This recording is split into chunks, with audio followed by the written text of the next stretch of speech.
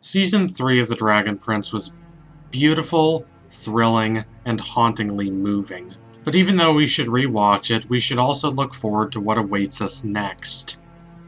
Assuming Netflix does not cancel the show, which is a big if, we are going to be heading into Season 4. According to the creators of The Dragon Prince, the end of Season 3 was a culmination of everything they had worked toward thus far. That does not mean Season 4 is going to be completely different from what has come before, but it does mean there are going to be some significant changes. During San Diego Comic-Con 2019, the creators laid out their master plan for the series. There are going to be 7 seasons, and those 7 seasons are going to be separated into 3 distinct sections. The first 3 seasons are the first section, Seasons 4 and 5 are the second section, and Seasons 6 and 7 are the third section. As there are 6 sources of primal magic, it is reasonable to assume that 6 of these 7 seasons are going to be named after sources of primal magic. What is the other season going to be titled? I have some guesses, most notably that it is going to be titled Dark Magic, but I don't really know anything for sure. We've already had the first 3 seasons, which are named, respectively, Moon, Sky, and Sun. The 4th season is going to be called Earth. So what do we want to see from it? Where do we want it to go? How do we want it to treat the characters? Of course, everyone has their own answers, and I am not so arrogant as to assume that mine are definitive. However, I will do my best to present the things I want to see in Season 4, as well as why I want to see these things, and how they could benefit the show. Let's start with something most fans would agree on, more Raylan moments. Yes, Season 3 gave us no shortage of great Raylan moments, but I am genuinely interested to see where they take this relationship next. But let's look at why so many people ship these two, and why their relationship is as interesting as it is. In the fandoms I've been in or adjacent to, there has typically been a resistance, at least in some part of the community, to shipping what is either canon or is likely going to be canon. Think about the Harry Potter fandom. The pairing of Harry and Ginny is far from the most prominent ship involving the protagonist. Shipping him with Hermione or Ron or Luna or even Draco is more common. But here, the ship favored by creators is the ship favored by fans as well. That rarely happens. So let's talk about why.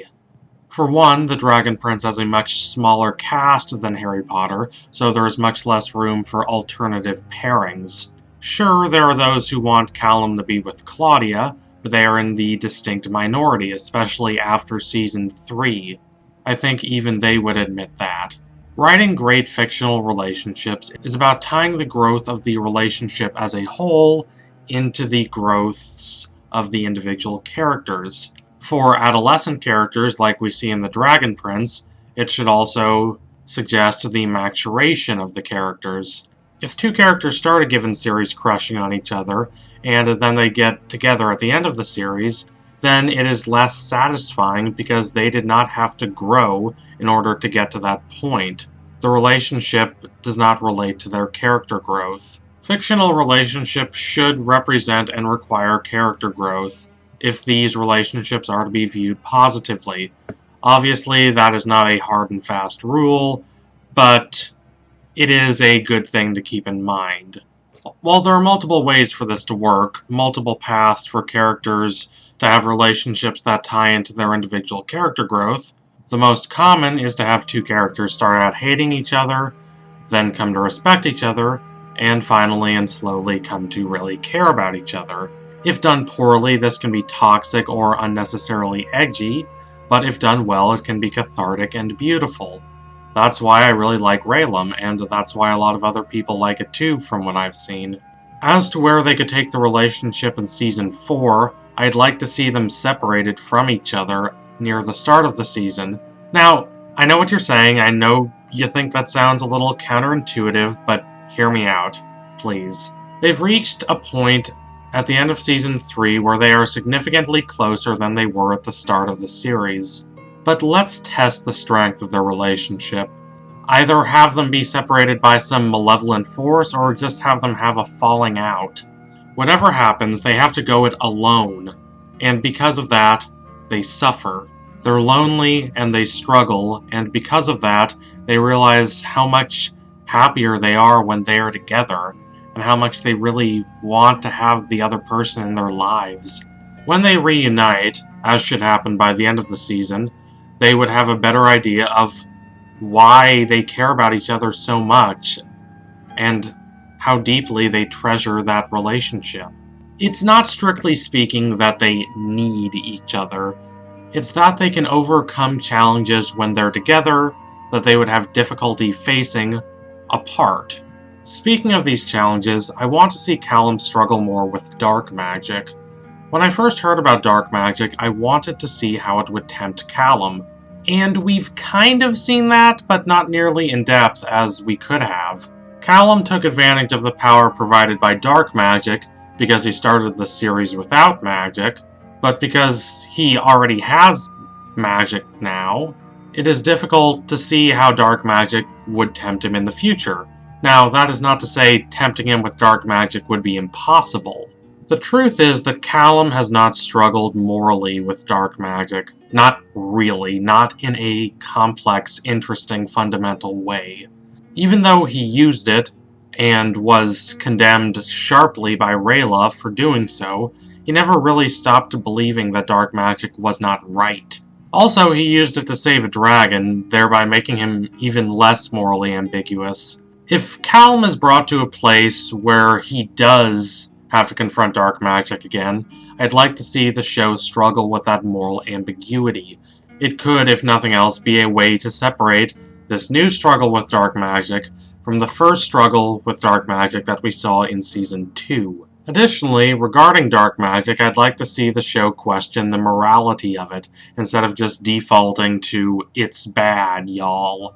Now, I'm not saying I want the show to completely flip the script and go to saying, "Oh, dark magic is secretly alright and good."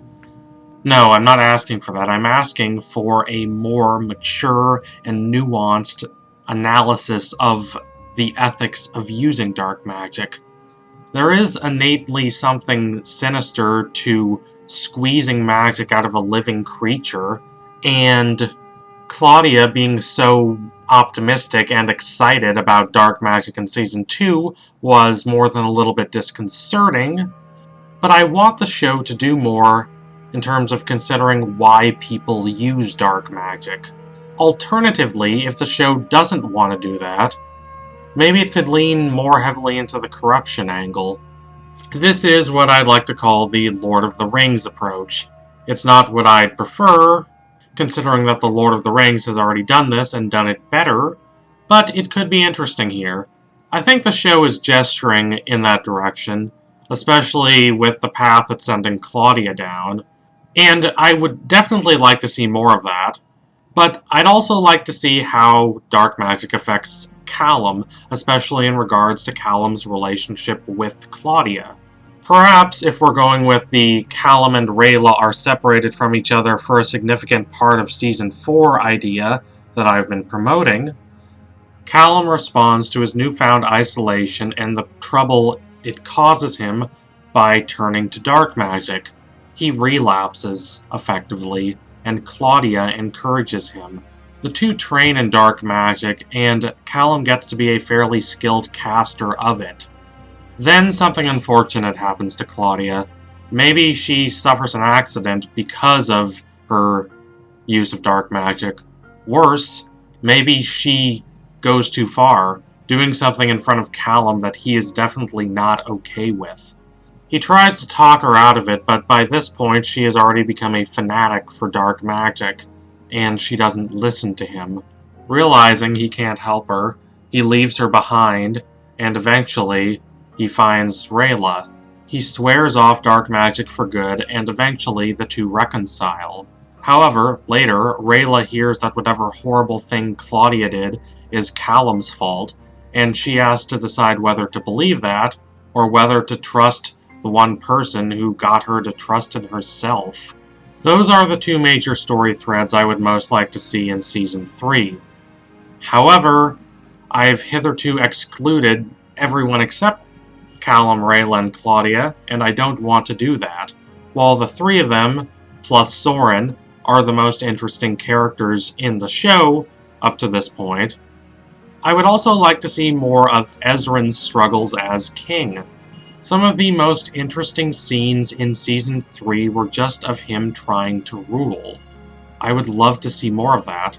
The show never lets you forget that he is just a kid, and as such, a flawed ruler. He has a big heart, and he tries so deeply to do what he believes is best. But he doesn't always get everything right. He has a long way to go. Harrow may have not been a perfect leader in every way, but Harrow was confident. Harrow was respected. Harrow was capable. For a little kid to try and live up to that legacy is a daunting challenge, and I love seeing him try, and I love seeing him even try to improve upon his father's legacy at some points.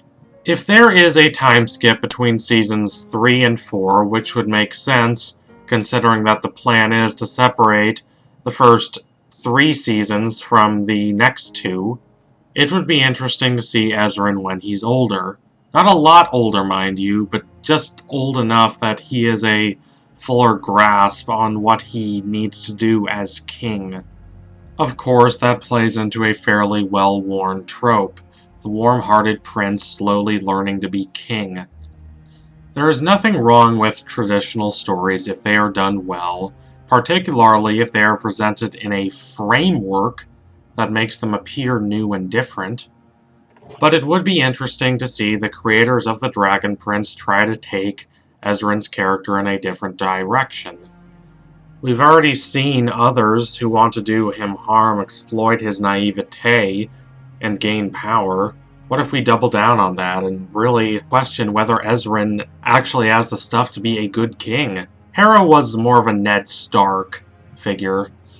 Yes, he could be violent and brutal at times, but his greater flaw was not being pragmatic enough, and Ezran, if anything, appears much less pragmatic.